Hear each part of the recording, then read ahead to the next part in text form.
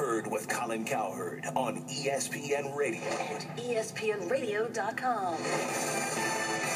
It's the Herd on ESPN Radio. Wherever you may be, however you may be listening, thanks for making us part of your day. Presented by Progressive Insurance. All of our guests via the Subway Fresh Take Hotline. Simulcast on ESPNU. All right, listen.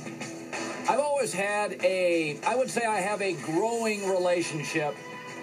We're like second cousins, me and soccer. It used to annoy me, but then we spent some time together. I think it's kind of cool. But he's still kind of annoying because he's got unrealistic expectations. So I want to talk to you, my second cousin, soccer guy.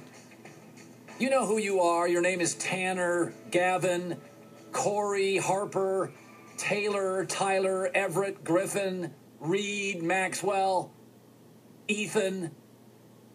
You love micro brews, especially the Belgian wheat pale ale. The fruity pine cone aftertaste is to die for.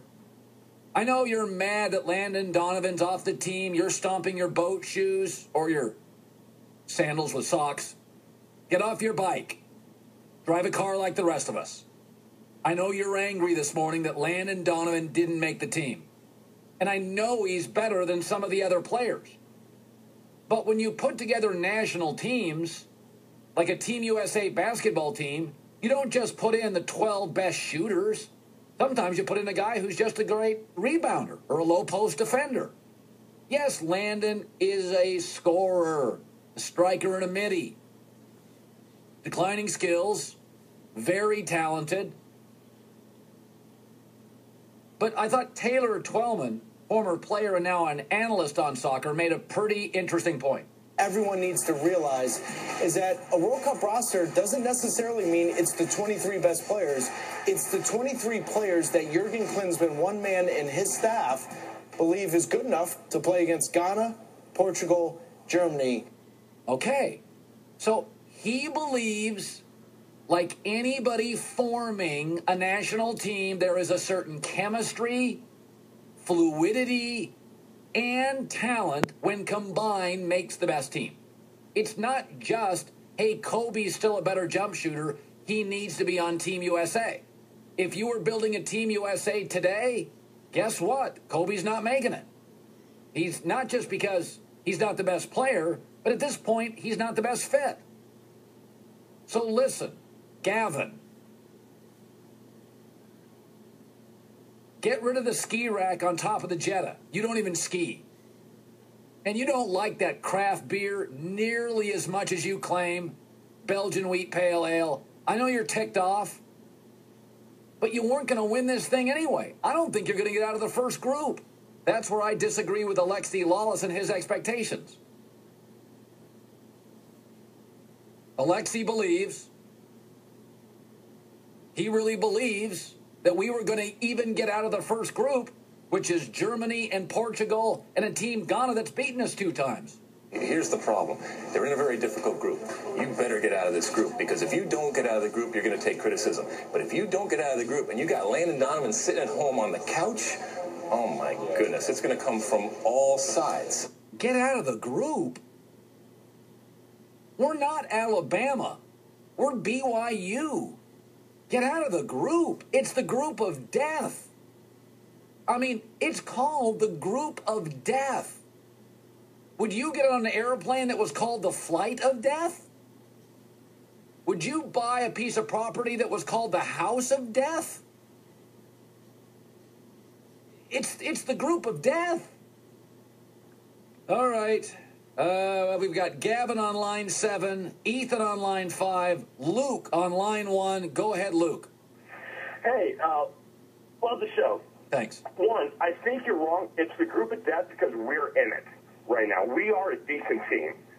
We're not as good as all those other teams, so we aren't awful either. Yeah, but nobody said you're awful. It's not called the group of death because we're in it and we're pretty good. It would be called the group of a head cold. It wouldn't be called the group of death if it was 4 of us. It would be called the group of, I don't feel great today.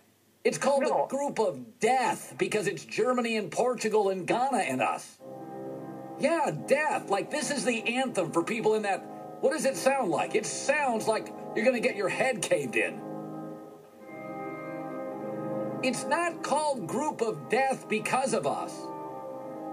If it was for us, it would be the group of, I'm going to take the day off. I have an ice cream headache.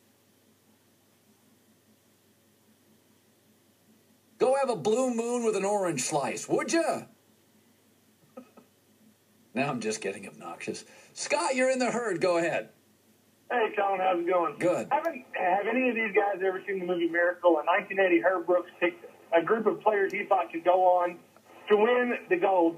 They weren't the best players. Everybody threw a fit over who he chose, but he proved everybody wrong. You don't have to have the best player to have the best team. That's right. We have made this mistake before with Team USA basketball where we put all offensive-minded guys. You need some slashers. You need some jump shooters with international basketball. You have to have people who can defend the perimeter because Spain and Greece will light you up from the outside. You got to have a big against Lithuania. You got to have a lot of things. And listen, I like Landon Donovan. I know Landon Donovan. I wanted him on the team. It's not a good day for me, but I understand what they're doing. Tom, you're in the herd on ESPN Radio. Colin, how are you today? Good. Landon Donovan is a leader. Dempsey is not. Out the door is not. Landon Donovan has a non-stop motor. Neither Dempsey and Out the Door do not. Out the Door has not done anything in Europe. And who do you think he's going to be playing against in the World Cup? Well, Landon, by the way, a lot of people feel Landon is a remarkable striker, but many people have said he's not necessarily a leader. He falls into the mellow Kobe of offensively gifted, but some suggest, in fact, Alexi Lawless did, that he doesn't get along with everybody and that he sucks a lot out of the room.